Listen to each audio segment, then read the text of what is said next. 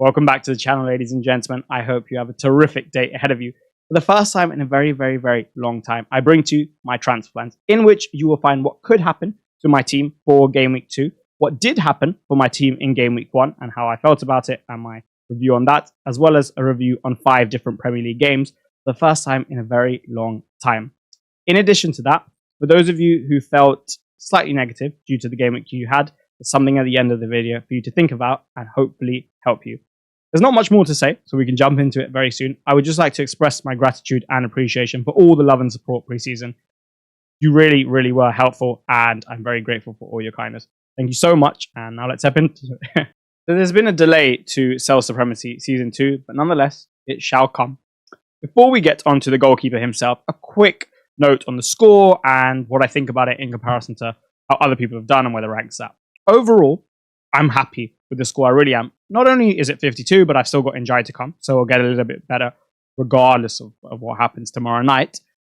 But when I considered that I went into Game Week 1 purposely without Spurs defence, who I thought had the best odds for a clean sheet this game week, I did choose Dominic Solanke and Daniel Marlin to start, both minutes risks in Game Week 1, for the simple fact I like their long-term prospects, and I didn't captain Salah, and it went against me. When all that's happened, and those are the choices I've made, and it's turned out like this, with Njai to go, I think it's a very, very good score, especially when my backline, at least, is a lot stronger in the weeks to come relative to the field. So I like that a lot in terms of how it's gone.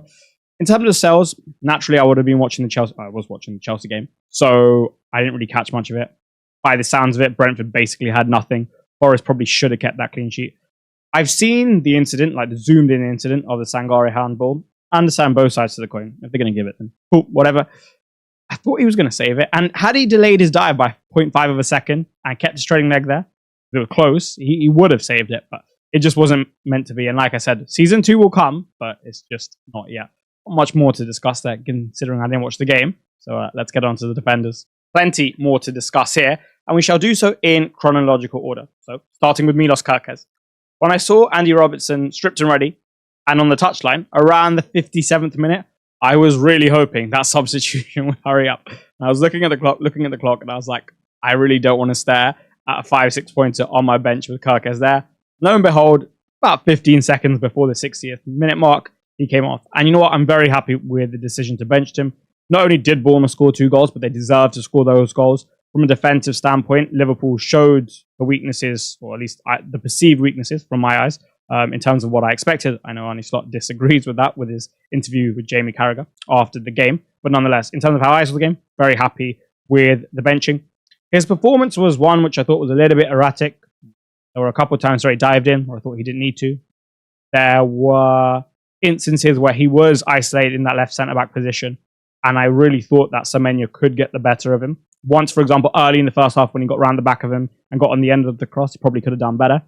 And defensively, this is not a role where I see him long-term. It's not a role that I think he's particularly comfortable in. And I think that's a good thing. It's kind of what I wanted, because I just want Slot to shift it so that I get a Milos Kerkez that is up and down a little bit more, and the way he's functioning is not as a left centre-back. Because I don't think this can continue, right? Especially if you're going to have Florian Wirtz in this side. You've got Salah, Gakpo, Wirtz, and Ekitike. Like, look what Gakpo's having to do. He's practically having to pull into like left wing back positions off the ball. I don't think this is sustained. And your 6 is Gravenberch for the most part, and he's not the type of athlete that Caicedo or Believer is. With Kerkez as a left centre back as well, and the line you play, and the philosophy, and your counter pressing, I don't think it's sustainable off the ball personally for an entire season. And I think teams will score past him. So I'm hoping he changes it, because can he drop his £60 million, £50 million left back? Not really. 1, for the price tag, 2, for the play quality, and 3, Andy Robertson, I would not say is a better player than him, even at left centre-back, right? Just don't really have anyone else to play this role. So I'm hopeful that he makes some tweaks, and you see Kerkez function in a little bit more of an attacking role, and maybe a bit wider defensively. And if the second thing doesn't happen, at least somehow we get him involved in the attacks a bit more, just to fix overall dynamics, right? If he wants left-hand side support, so that Wirtz can start to drift to the right and help Salah. That's that, right? That was good. Next would have been Esteve, or Steve. Apologies for the mispronunciation. We will speak about this more in the Spurs versus Burnley analysis. He's actually a bit of a threat from set pieces. So if some of you guys want to go there for Game Week 2, start him at home to Sunderland, just know you've definitely got some attacking upside on offer. they deserve to concede. There's not really much more to speak up. But the attacking threat, box threat is there. Then we come on to the other guys. I mean, we'll start with Neco Williams because we've already spoken about Sells. Got a yellow card and didn't hit defensive contributions and conceded. So it's never going to be the biggest score. But, you know, all in all, I heard he was pretty decent. He got like 6 defensive contributions, so it's not like he's a mile off. It's not like he only got 3 like Cucurella did. And on another day, they keep a clean sheet. And he also put a decent ball in the first half for Elliot Anderson. Who knows, on another day, maybe that's the GOAT, Chris Wood, and he's sitting there with an assist. But all good. Forest concede, but they play well. No complaints whatsoever. Big at the back, overall, has certainly worked for me. I mean, choosing the 2 fullbacks that weren't very popular, but I really liked, and I had both of them ahead of Kirkes, and they returned 9 pointers without getting an attacking return. Love that. I mean, Cucurella really went up on the bonus system for the big chance he created for Andre Santos, even though he didn't have many defensive contributions in the game. So that was great. Did I get a bit lucky with the clean sheet? Yeah, I mean, you don't see that too often with the Eze Dislad goal, but they did break the rules. And just in general, we weren't that good, which we'll come on to. So happy to get the 9-pointer. Couple times, one, João Pedro could have played him through in the first half. Another time, he could have been played through, but times of the pass, the chemistry, it was just all a bit off today, as we will come on to. And I thought Ait Nouri was sensational at left back against Wolves. He's someone I certainly had concerns over in a back four when he gets isolated defensively. But he racks up 15 defensive contributions, and it's almost a testament to the defensive performance. It was really, really solid. And that going forward is going to be super useful because he's not always going to have to play this restricted of a role, by the way. So if he's going to get defensive contributions in combination with, at some point, being an attacking threat, I really, really like what I see from him, and I think this could be a very long-term hold at 6 million. So that's the defense. Overall, I think getting, 18, 20, 21 from 4 this week, very solid. This section doesn't appear to paint the prettiest picture, and we will start from left to right, but if we're going to start with Cole Palmer, I also have to start with Mohamed Salah. I didn't captain the latter. Overall, 5-point swing, not going to be the end of the world, right? Not ideal, but not the end of the world. Did Salah deserve to outscore Palmer? Yes. Were Chelsea anywhere near as good as I thought? No. Did Palmer have much? No. So, you know what? Fair enough. It's cool. It is what it is. There's not really too much more for me to say because I'm not selling either of these guys. We both know their quality. We'll speak about Palmer a lot more, obviously, in the Chelsea analysis section. I don't want to do it now because no need to repeat myself. But we'll come on to that there. And likewise, we will with Salah as well. What I will say is, even though he got 8 points, it could have been more. And I thought, honestly, if I were to look at this, I'm actually probably on the luckier side that I only got away with it being a 5-point deficit because Salah certainly had more in the game. Liverpool certainly looked 10 times more dangerous than we did. And yeah, I just got away with it a little bit. Still looks so sharp and he's just so good. And I guess it's so fitting that game week 1 at home in front of the Kop, he leaves it so late, but he still does it, right? So good on him. Daniel Marlin, this is certainly going to be a discussion point. And we can do it now, right? We can do part of it now. If you offered me to go back in time and switch him for Rangers, I promise I wouldn't do it. That's how confident I feel in this Marlin pick down the line. And it's not that I think Rangers is bad. I had him above Anderson. I expressed that. It's just that I think Marlin could be really, really good. And I do not think the performance of Rangers, whilst very good yesterday, was as good as people are saying. And in addition to that, I don't think it's replicable in terms of the output when you face Brighton and United and Spurs and Arsenal as they do in the next 4. I think we'll see a reduction from what we saw yesterday. Maybe I'm wrong. And if I am, fair enough. Good on you. You certainly deserve it. And he probably puts in some magnificent performances to generate this, or at least some magnificent moments. For now, I'm very happy with Daniel Marlin.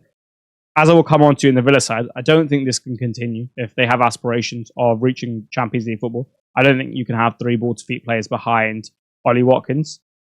I don't think you need to in this Villa side as well. I don't think they need that control when they have such a strong pivot. And they have good centre-backs. Their full-backs could certainly be improved, but even still, I think Daniel Marlin should start. As we will come on to, Iliman Ndiaye is yet to play it. I'm very happy that I have him because at 6.5, I really like the value it represented.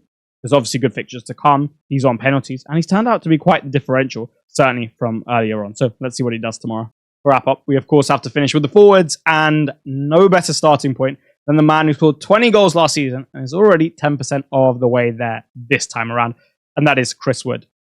Firstly, I thought his trim suited him quite well, so when I flicked it on for 1 second, which just happened to be after he scored that first goal, just to see what was happening, I was like, oh, okay, that looks good. And obviously the finish was good as well.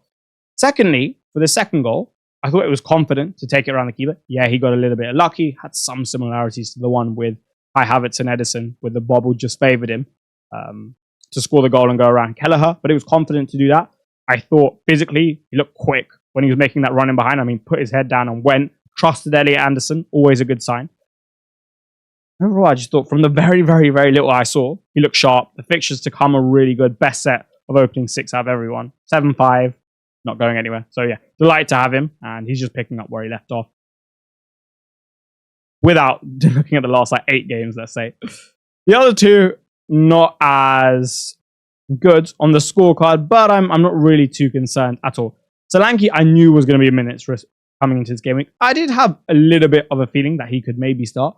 That was obviously wrong. But nonetheless, when he came on, I thought it was sharp. And we'll come into this in the Spurs-Burnley analysis, but I'm happy with what I saw.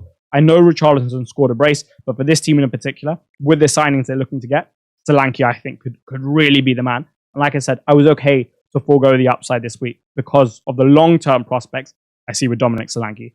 João Pedro had nearly nothing. Right? He had one moment where he could have slipped Cucurella in particular, and he had one header from a corner. But I won't say I'm clutching at straws, but that's very little in comparison to what I expected. And I'll speak about him in transplants and the analysis section. Expected a lot better, but hats off to Palace. I thought they were really good. And I don't just want to say we were bad, and we were, but Palace were really good. So hats off to them. Like I said in the sell section, I mean, 52 points with Njai to go from this team, knowing that game week 1, I didn't pick the Spurs defense and so on and so on. I'm very happy with it. I hope even your other picks scored high points, whether that be Rangers or the Spurs defense, or Haaland, if you decide to go there, so on and so on. So well done if you got a great score, and if not, like I said, hopefully there's something that helps at the end of the video. Whether it be newer members who have joined this week and have messaged to say they're thoroughly enjoying it, whether it be older members who have experienced massive success last season and thoroughly enjoyed it, as you can see on screen and on my site, there are a lot of people in the group chat who are having a great time in there. If you would like to be one of them, and you would like to finally stop that friend beating you in your mini league, improve your FPL experience in terms of enjoyment and rank, and connect with myself, then consider clicking the link below to look at the website and joining either the Platinum or Diamond tier to become part of the community. Like I said before, I would absolutely love to have you there, and I'm sure it will be better for your edition. Note that the analysis is very much tailored to FPL as opposed to traditional match analysis. Hence why I am starting with Florian Wirtz as opposed to looking anything structural in nature. This is an opinion that's probably not going to be widely spread. How much it's agreed with, I'm not sure, but it is my opinion. And I certainly wanted to express my more out there opinions, the weirder ones, you could say, this season, because I noticed that, well, I was aware that I didn't do it as much last season, and like I said, it's certainly something I wanted to incorporate this time. When I look at Florian Wirtz, I looked at someone who on the ball, not off the ball, but on the ball, had not felt the Premier League, had not really felt the intensity of the English game and the variations it has in comparison to maybe the Bundesliga or international football. If you particularly reference international football, its levels of intensity when it's really intense are nowhere near as high as the Premier League. And because the game is played at a slower pace, the adjustments in terms of rhythm, from going up and down, in general are a little bit less. So you can stay roughly anywhere between 2nd to 4th gear, right? As an example. Whereas in the Premier League, especially as an attacker, you have to be able to have the range to go from 1 to 6, because at some moments, the Premier League is so intense, it's so fast. And at some moments, especially for an attacker, it's just going to go a lot slower, especially maybe when you have the ball and the opposition are going to be much deeper in this out. For example, in La Liga, you do not see the type of deep blocks that you see in the Premier League implemented. And my observation on Florian Wirtz, and one reason I avoided him, and I said I felt something off about him, and I think I can express it better now, and I know it better now, is when I watched him, I felt like he was still in that international football, Bundesliga type of rhythm on the ball, 2 to 4. And at times, he just needed to be quicker. And it wasn't anything to do with him as the player or the quality. He's got all of that. I have no worries. It was more so just his adjustment to feeling the game and knowing that at times the actions have to be snappier. They have to be quicker. And I don't actually think, apart from that, it's too much, because it's not really a quality issue. We all know that Liverpool have one of the best recruitment teams in the world. We all know they're one of the best run clubs. We can all see the talent on display. So he's really not going to be this awful player that Liverpool have overpaid for. I'm sure at some point he'll come good. I do not think that currently he's adjusted to the Premier League. And then even taking away the rhythm, just the general physicality when he's on the ball. And as such, I do have my slight concerns about him as an asset, right? And if you were to jump ship from one, he would probably be right at the top of the list for me. Because yes, you have Burnley in 4 and Everton in 5, which I like. Beforehand, at 8-5, he's got Newcastle away, which we'll do some analysis on, of course, midweek. Could be challenging. And likewise, and then you've got Arsenal. And they weren't great today. They weren't even the better team on the side today, Arsenal. But they're not going to play the same way that they did at Liverpool. I'm talking about in setup. I mean, you're going to see a very mean mid to deep block. Lieber, Rice, Gabriel in a slightly different way. And I think they'll certainly give Liverpool, or try to give Liverpool, a harder game defensively than was in their approach against United. So if you wanted to sell Wirtz, I don't mind it. And I think off that performance, there was enough, and pre-season, there's enough to suggest that maybe it might just take a little bit of time.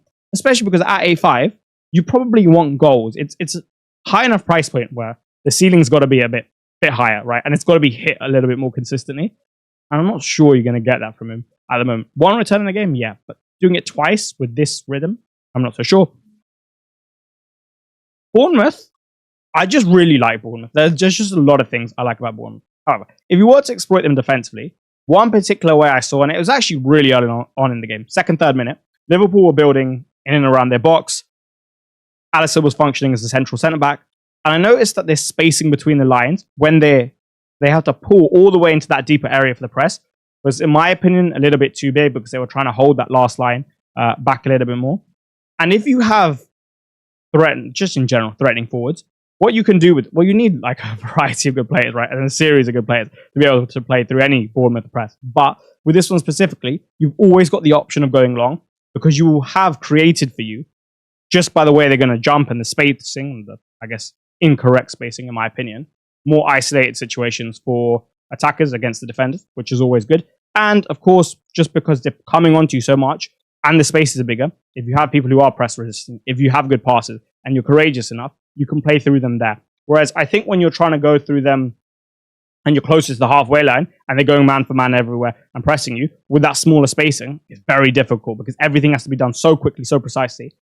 Whereas there's a bit more room for error now. Now, if you do lose the ball, even with your increased room for error, they're obviously a lot closer to goal. They have numbers. It could result in something bad. But if you're willing to take the risk, which I think some teams who are better on the ball should, I think the reward is certainly there and is justifiable. So that's that. Diakate, I think I'm saying that right. Good passer. There were 2 passes. One where one in the first half. He was on the right-hand side. He was actually close. Like, he was in the midfield-like position. He receives it back to goal on the half-time. And then it wasn't an accurate pass into the channel, but it was a very good idea. And the way he went through the ball was good. For a defender, at least, it was good. And then he played another pass later in the game, which had similarities just in terms of the execution of the weight of the pass, just how he hit it. And also what I liked about it was very positive in its attempt. Right, he could have played a simpler pass, but he didn't. Could have played a safer pass, but he didn't. And I like that. And if you look last year, how good was Huijsen? How good was he at stepping up and then playing? Having this replacement, not only technically, will he be as good as Huijsen? I don't know. I didn't see enough to give an opinion on that. He's obviously got ability, but also what he does have is mentally, he has that idea, and that's how he wants to do it. I think that's really good. Moving on to Liverpool's attacking dynamics. This was noted in pre-season, but you've got Wirtz pulling to the left-hand side more, so you don't really have someone in the middle to function as a passer for Salah, so less supply, one thing. The second thing is, I didn't think the Salah dynamic with Frimpong was great for this particular game. You don't have the passing capability of Trent, so you're not going to get into Salah from that route anywhere near as much. It'll only be really combinations, but I didn't think there were too many of that. And I didn't think Frimpong really committed as much as I was expecting to and as much as would have been beneficial for Salah. So that's that. Secondly, like I said, Wirtz as the more advanced midfielder, pulling to the left as opposed to the right, less supply. But he's just so good that, like, I don't think it's going to be a big issue. And I think it's cool to not have Salah for Game Week 1, but eventually I think it's going to catch up to you. And when that haul happens, when that brace, that goal assist happens, and Haaland only scores 1, especially with the midfielder over forward advantage, I think it's going to really hurt. I really like Hugo Ekitike. Spoke about it in pre-season, but he's got a lot going for him. Spoke about it in preseason. But no reason to really discuss it here in depth, but very simply, the ability to combine in small spaces for someone with that body is very impressive. Very selfless in that sense as well. Like, will always look for his teammates. Very confident, functioning in those normal strike-like positions, but also pulling into deeper 8-like positions. Similar to Kai Havertz, how Kai Havertz does, just not as deep and not as often. Box presence, good on the ball. Actually, pretty decent dribbler for his height as well. Like I said, box presence, strong. A lot of good things about him. In terms of their attacking dynamics, in another sense, very atypical final third pattern. Nowadays, you see a lot of, let's say, like variations of 3-2-5, 3-1-6, overload the last line, and basically try and create an advantage for your team in that sense. Liverpool, however, you barely see that. As opposed to that, they're happy to have their players deeper, receiving, and then leverage their qualities. And why wouldn't you when you have the combinations that Ekitike can provide, when you have Florian Wirtz, when you have Mo Salah? I quite like it, actually. I think it's quite interesting. It's just at times, if you can almost neutralize Wirtz in the middle and your fullbacks are strong, whereby that diagonal into Salah isn't going to be on as much in terms of once it's hit, you have a fullback who's strong enough and good enough to deal with him, which is not many, then I think not having so many numbers in advanced spaces could hurt. Because obviously, as we expressed, Szoboszlai pushing on is where a lot of their defensive transitions issues stem from. As well, so not having that extra number there, something to note. It's interesting. Lastly, transitions defensively still an issue. Spoke about it with Kirkes in the review. Numerically, often at a disadvantage. Kirkes isn't really that left centre back type in this area. Van Dijk and Konate are great. They've just got so much responsibility and so much to deal with. And the line height, they'll always give you a chance. So if you do have an attack against Liverpool, I don't think it's the end of the world. Hope you enjoyed. I cut it off slightly early. With Villa Newcastle, it was an interesting game. It wasn't exactly the most exhilarating game you've ever watched, but it was interesting. First things first, not having Rodgers at 10, I think certainly hurt Watkins' output. Significantly hurt it.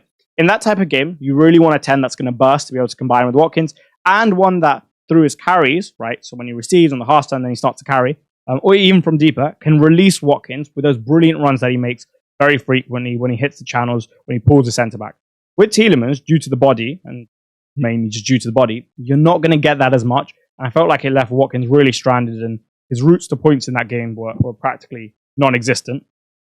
If you look at the 64th minute, when Rodgers was in a central-like role, received on the half turn, and what he did from there, that was what I thought the Villa blueprint could have been to hurt Newcastle. Now, it makes a lot of sense why Tielemans played in the 10. But like I said, this is an FPL match analysis. I'm speaking specifically from the terms of trying to get Watkins returns. This would have been much more helpful. So if you think there's a continuation of Tielemans playing in the 10 in these games where the opposition have a very physical midfield and backline in particular, I think you'd have to reduce your expectation of output.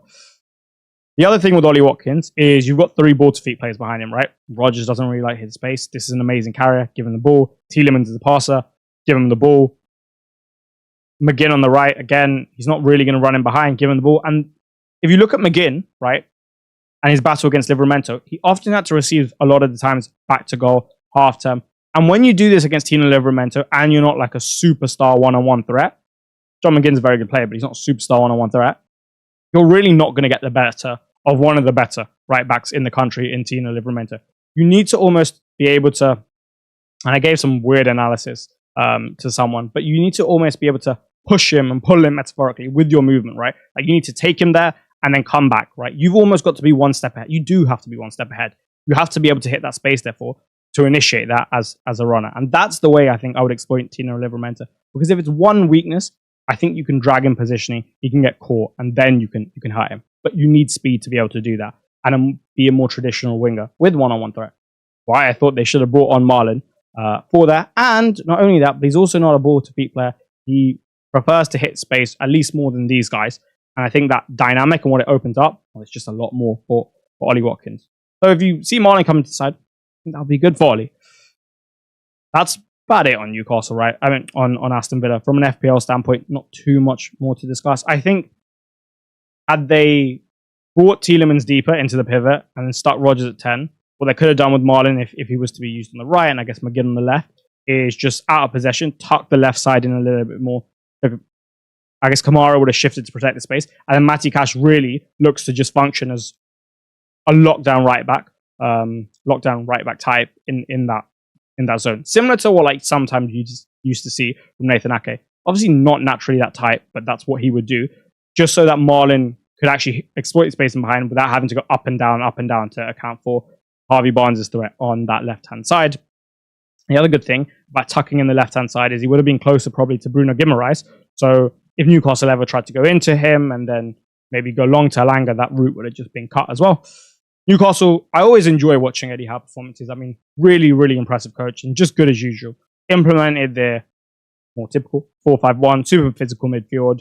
I thought the centre-backs were really good. I thought Dan Burn had a really good game. They've obviously got a very good fullback pairing with Lewis Hall and Tino Livramento. I know the former didn't play, but just in general, I thought Trippier had a decent game as well. So overall, they were very solid. They were probably almost definitely the better of the sides. They should have scored in the first half, I thought, especially that Alanga one early on. But yeah, not too much to take from FPL, just because it's an unusual game for both sides, especially Newcastle. Like, they're not going to, I guess, experience that too much more, I think, with that particular setup that they implemented. Yesterday, I thought Pep Guardiola did a magnificent job to create what he did for his team. Starting with Reinders, he platformed him so well. And I wrote a thread and I spoke about this. I spoke about how I personally did not think he was going to start Nico Gonzalez. Obviously, I was wrong about that.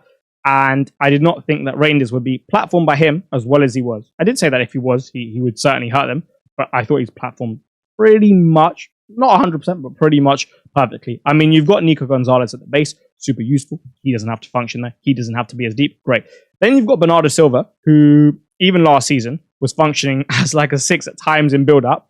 And he offers you those left-footed angles, which means between those two, you don't need to get involved as much. Yeah, he did, but not as much as he would have done if he played Reinders with Nico Gonzalez and maybe Cherky in the midfield, for example, as a 10-like role.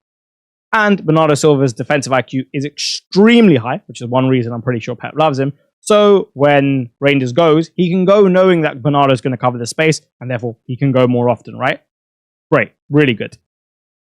What I saw from him was a very good performance. And you kind of knew what you were getting with Reinders. You knew you were getting a really good player. I think the profile was so useful and quite rare in the market at the moment as well, because there's just not many good ones, or as many good ones as you would like, at least for affordable prices. Yeah, at least for affordable prices. But he is that. So you kind of knew what you could get. All I would say is, I think the performance was very good. I do not, however, think it was this unbelievable, groundbreaking performance where you absolutely must have to get him in.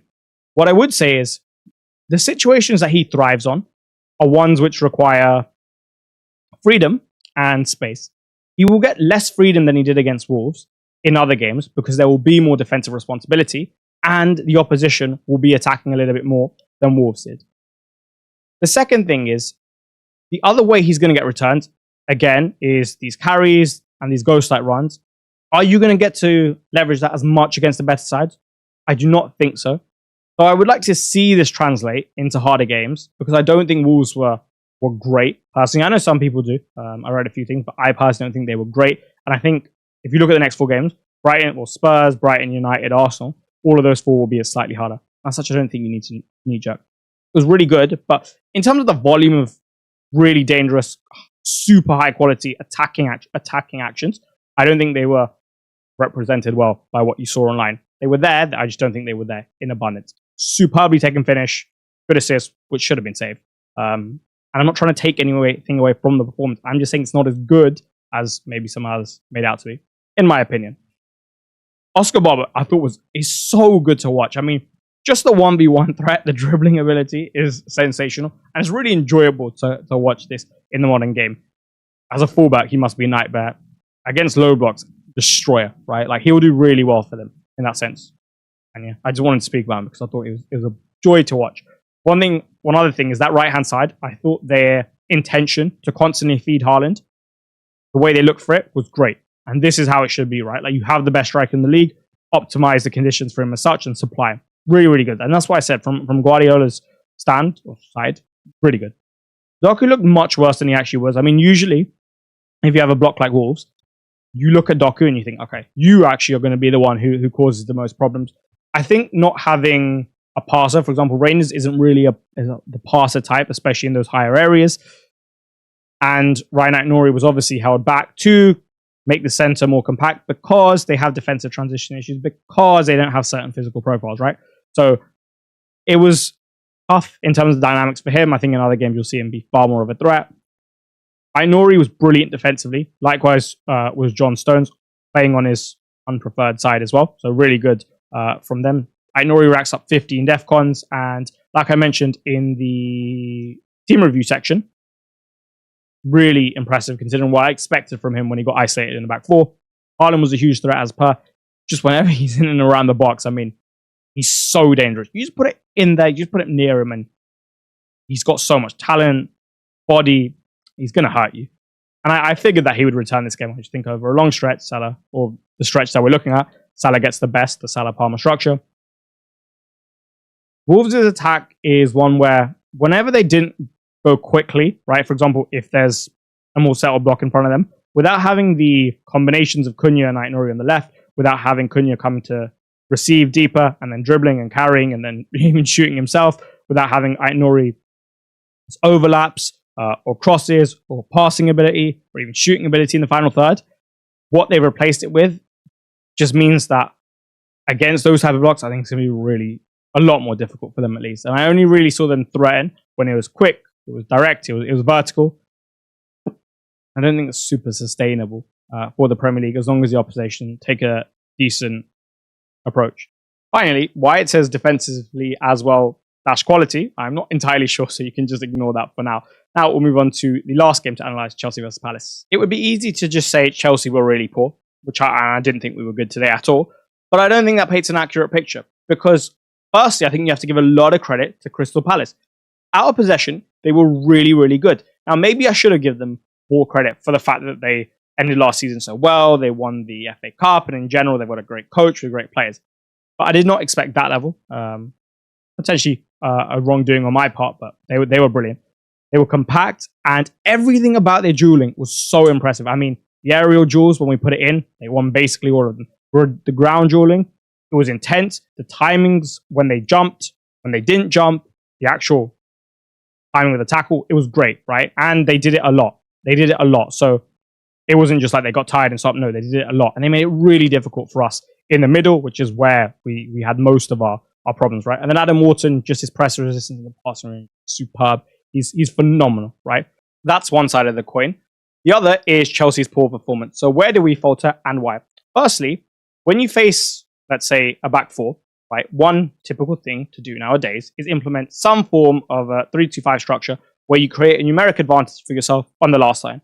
And when the opposition defends with 5, because that's what they do to counter your 5, you turn it into a 3-1-6 with defenders arriving to, again, create a numeric advantage. We didn't really do that today at all. And honestly, I think for good reason. If we possessed the likes of Dominic Szoboszlai as your right central midfielder, Virgil van Dijk and Ibrahima Konate, I would have felt more comfortable overloading, knowing that I have Dominic Szoboszlai's recovery capabilities instead of Enzo Fernandez's, with all due respect. And if Mateta, Sarr, and Eze are to find themselves 3-on-3, I trust Van Dijk and Konate to do it a lot more than maybe I would do Josh and Chalobah. That's not to say they had bad games. They didn't, but it is a big risk to leave them that isolated. And honestly, that frequently if Palace were just to go long into them. So I think actually not overloading and pushing everyone so high onto that last line was a good idea. But not having that obviously means you're a bit weaker from an attacking sense. So the other way you're going to break down this block is by utilizing good combinations between the players that you do have spaces, small space ability in general for players because they need to be able to manufacture a variety of things. And then the other one, good movement as well, because if you're not going to create numeric advantages, you have to create an advantage some way. Good movement's a good way to do that. Then you need a passer because when you're in the pocket, someone's got to be able to deliver the final one, right? And you've just got to be comfortable in that. Even if it's not the final one, just to help create the final one and play it into a player. We didn't really have much or any of that. I mean, if you look at our wing pairing of Neto and Gittins, well, Neto isn't your traditional creative 1v1 ringer on the right. He's someone who thrives in transition. Palace offered us basically none of that, and just how the game went, we didn't really have the opportunity to hurt them in transition. So you're not getting a lot of creativity from that right side, okay? Secondly, Gittins didn't have his best game. And you know what? First game debut, no need to criticize him ever, really, but especially not today, right? So we lack 1v1 threat on the wings. We don't have overloads on the last line. We're already in trouble. Then our striker, who really couldn't give them a mass physical battle, and I don't blame him, right? Like Richards, Lacroix, Gehi is a tough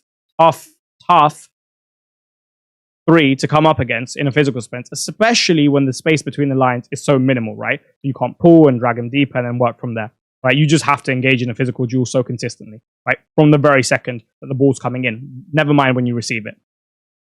So that's tough.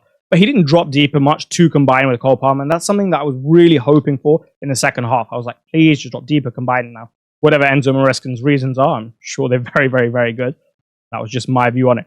But we didn't have any of that, okay? Then, just like we spoke about last season, Cole Palmer, far more proficient with those right-hand side angles. You don't have that because he's stuck at the top of the diamond, and when he's stuck at the top of the diamond, he pulls to the left a lot more. Enzo's not crashing, and he's not really creating either. We don't really have that.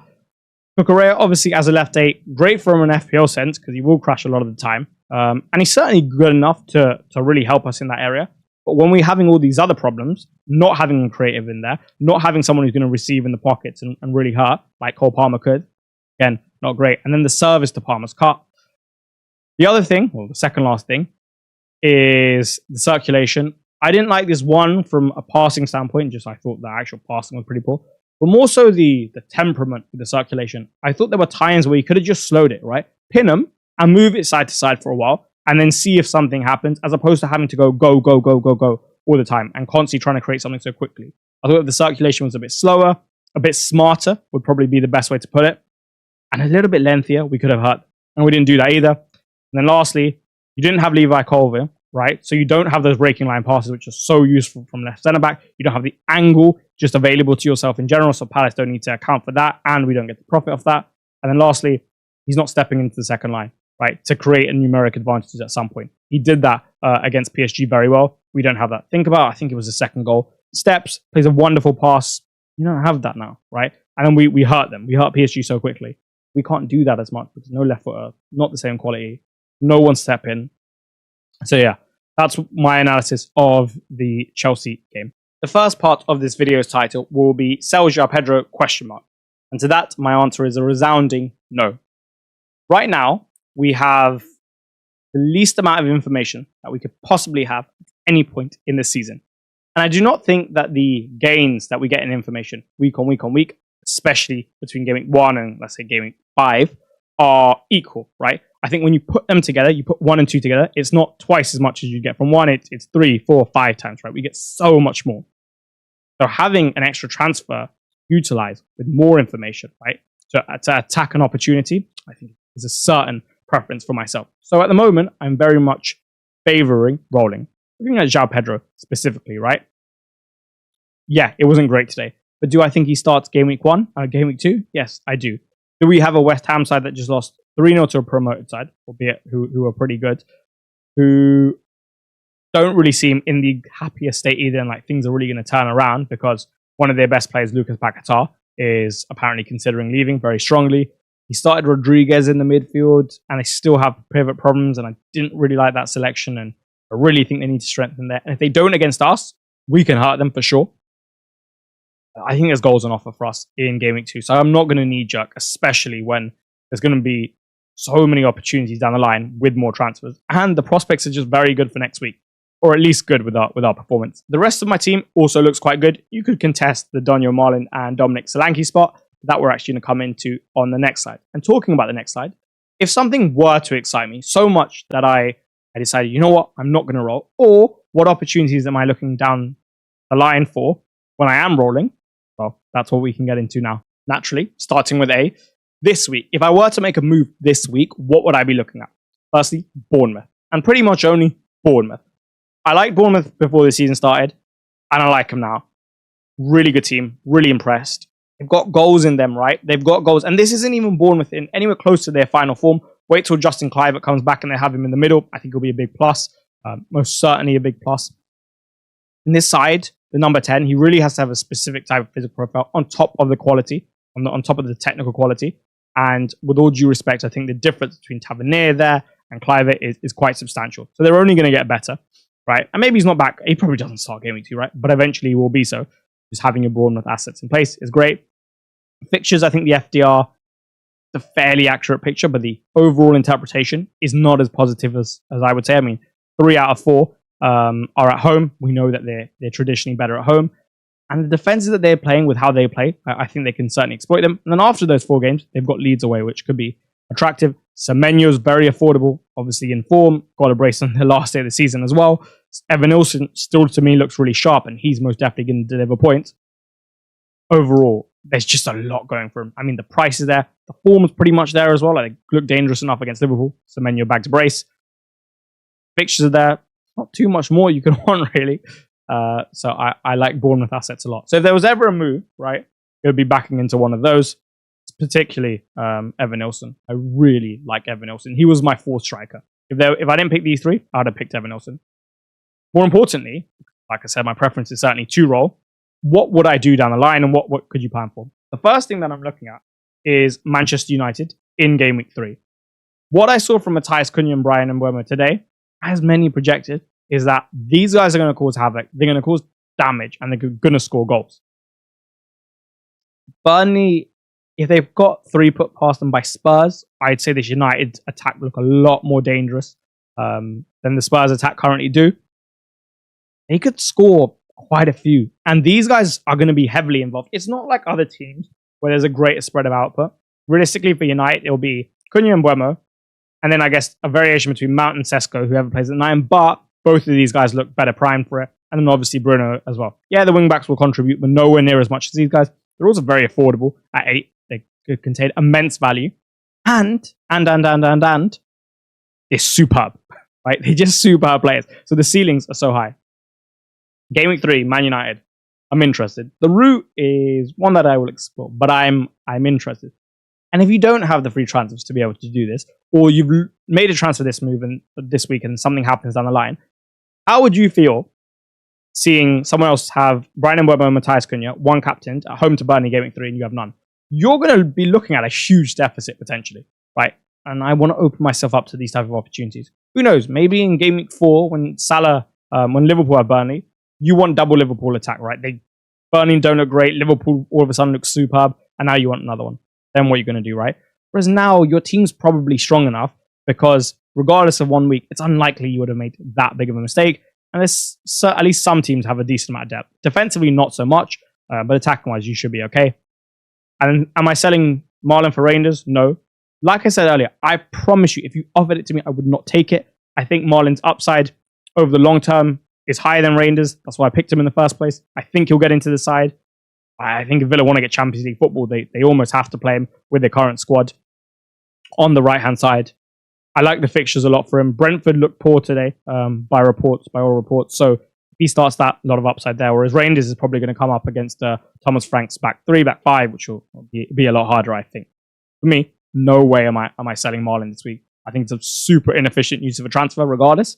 And I don't even think Rangers is a better option than him, personally. Lastly, as promised in the introduction of this video, a quick word if you had a bad game week and are feeling or thinking any type of way as a result of it. Firstly, you most definitely could assess your decision-making process. You could reflect on it. And if you do think you've made a mistake, then I think it's completely okay to, admit that to yourself. And I think you should, it is. Being honest with yourself will bring many benefits. And then from that position, if you want to go and rectify, if you want to go and get Rangers early, you disagree with my perspective, by all means, go and do it. I think that's a great thing to do, especially if you can be honest with yourself in the first place and then go and rectify what you've done. I think you'll feel much better and you'll think about the game in a far more positive light. Equally, if you've had a bad week, you're sitting on 40 points and you were really happy with the side you picked, then okay, right, I think it's preferable for you not to do anything, not to react. But it's easy to say that, right? It's much easier to say that. You've probably heard that advice a lot. So I thought I would include this just to potentially give you a different perspective on the matter at hand. As with any story that has been told so many times, there are going to be so many different variations for this. So when you go on YouTube, should you do so, and type in the story of the Chinese farmer, you may find a different version to the one I'm about to tell you. I'm going to give you the shortest version of this story that is possible. There was a farmer in China, and what he prayed for above anything else, were his son's safety. And What happened the very next day, like I said, this is a shortened version, is that son broke his leg. And he broke his leg in a time where breaking your leg was a big deal. There were not the health services available to ourselves that some of us are so fortunate to have, but rather in those older times, you break your leg, you're in big trouble, right? Your health is in big trouble and your quality of life from there could significantly reduce and suffer. But when he did break his leg, his son, even though he was praying for his health, he was not upset. When everyone said that this is such a bad thing, this is such a bad thing, his simple response was maybe. The very next day, the Chinese government come to every home and they take every fit, young, healthy man off to war. And because he broke his leg, he didn't go to war, and obviously he's not going to die in the war as a result. So in the end, what he was praying for, his son's safety, he got. Now you may be really hopeful of achieving a magnificent rank this year, and you can absolutely still get that. The reason I brought this story up is that the point of this story is to show you that just because something appears to be bad in the moment, sometimes it's actually the best thing that can happen. And in this case, for your rank, maybe for some reason that you do not need to understand, but rather just have faith over, in some way and somehow it's going to work out for you. This perspective will not be for everyone. Some of you will hate it, but if it does resonate with you, then great. I hope you can take it on board. Maybe implement it in other positions in your life, and hopefully it brings you some more joy. That is all she wrote for this one, ladies and gentlemen. It's a joy to be back recording transfer plans for yourself, and I hope you enjoy that, whether it's the review, whether it's the match analysis, or the little bit at the end. Hope it brightened up your day just a little bit. Like I said, I would love to have you as part of the community. Consider checking out the site if you have or have not already. There's, of course, the member benefits listed, and in addition to that, a series of testimonials, which hopefully at least one of which resonates with you and pushes you to make a great decision. Have a terrific day ahead of you. I shall see you all very soon. I hope the game week went well, and enjoy the Monday Night Football. Goodbye.